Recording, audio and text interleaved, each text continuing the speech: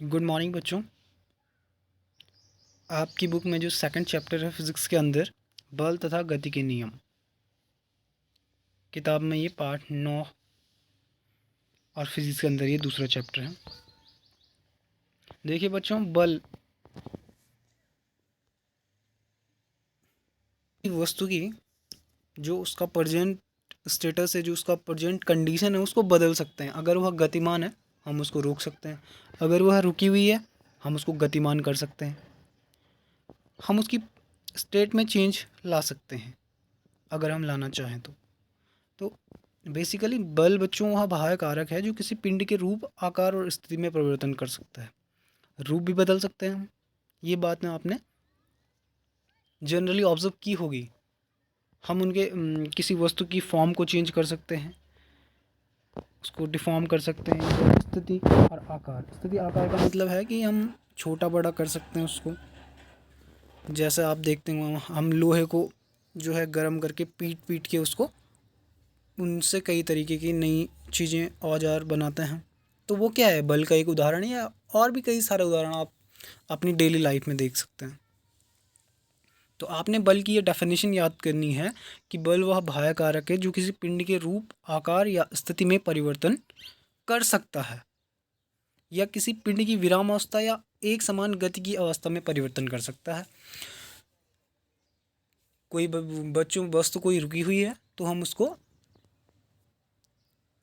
Start कर सकते हैं किसी वेलोसिटी से। कोई बल दे के हम उसको एक वेलोसिटी दे देंगे, एक वेग दे देंगे, वो जिससे चलना शुरू कर लेगी।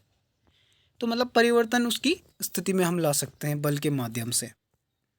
दैनिक जीवन में बलों का उपयोग वस्तुओं को एक स्थान से उठाकर दूसरे स्थान तक ले जाने में, खींचने में, ये सब चीज़ें आप जो डेली लाइफ में हम कई सारे एग्जांपल्स हमसे रिलेटेड हैं जो बल के हो सकते हैं। बल के द्वारा निम्नलिखित परिवर्तन हो सकते हैं, इनको आप पढ़ेंगे। बल रुकी वस्तु को गति में ला देता है, और विराम अवस्था या गति वाली को अवस्था परिवर्तन कर देता है, ये वगैरह वगैरह, ये सारे इसके एग्जाम्पल है। एसआई मात्रक जो है बल का वो न्यूटन है बच्चों, और सीजीएस मात्रक इसका डाइन है। ये बात आपको ध्यान रखनी है। बल का एसआई मात्रक न्यूटन है और सीजीएस मात्रक डाइन है। तो ये बात नोटेबल है, आपको इसको लिखना भी है और याद भी करना है। बल का एसआई मात्रक पूछेगा तो एसआई मात्रक है न्यूटन, और सीजीएस मात्रक पूछेगा तो सीजीएस मीटर है डाइन। न्यूटन क्या है, किलोग्राम मीटर पर सेकंड स्क्वायर का ही दूसरा नाम न्यूटन है। ये जो यहाँ पे यूनिट लिखी है किलोग्राम मीटर पर सेकंड स्क्वायर, ये ही न्यूटन है, इसको ही न्यूटन कहते हैं। तो केजी मीटर पर सेकंड स्क्वायर हो गया एसआई यूनिट, और डाइन हो गया सीजीएस यूनिट। तो इतना आप ध्यान रखना।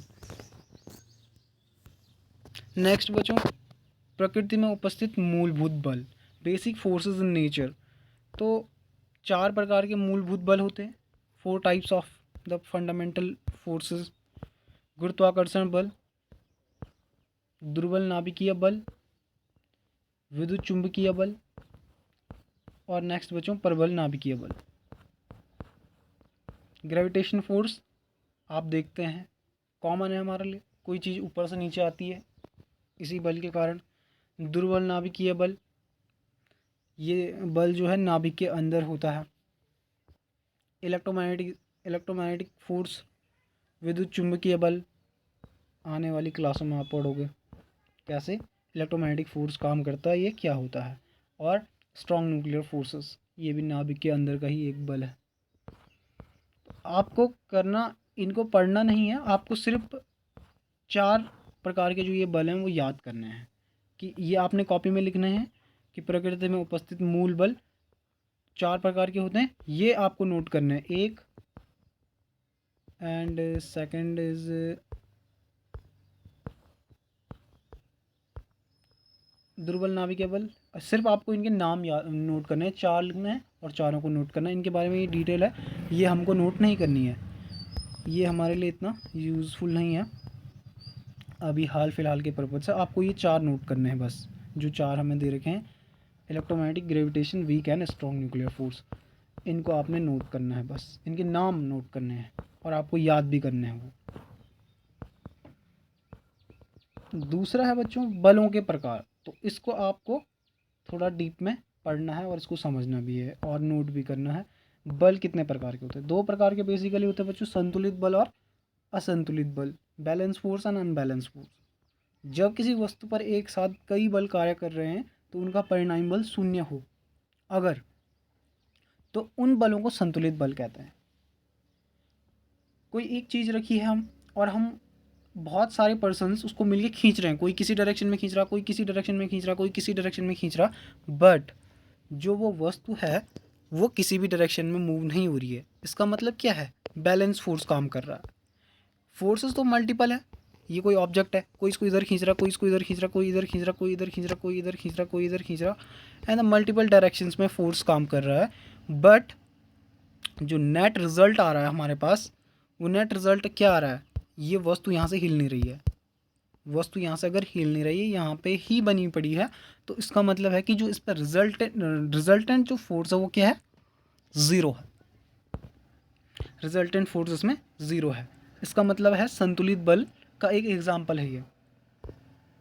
जैसे बच्चों असंतुलित बल को आप देखेंगे तो किसी वस्तु पर लगने वाले अनेक बलों का परिणामी बल शून्य नहीं होता है। मतलब बल बहुत सारे लग रहे हैं और कोई एक बल है जो दूसरे अन्य बलों से ज़्यादा है, तो वस्तु उस बल की दिशा में गति करेगी। रस्साकसी है, एक टीम या दूसरी टीम से अधिक शक्तिशाली है तो कमज़ोर टीम दोनों की ओर, तो रस्से तथा कमज़ोर टीम दोनों को अपनी ओर खींच लेती है। ये इसका एक कॉमन एग्जाम्पल है, क्योंकि जो मजबूत टीम होगी उसकी डायरेक्शन में फोर्स क्या होगा? ज़्यादा जाएगा, इसीलिए जो है वो कम फोर्स भी उसी के साथ उसी की डायरेक्शन में चलने लग जाएगा। तो इस तरीके से असंतुलित बल, ये आपने पूरे अपनी कॉपी में इसको नोट करना है।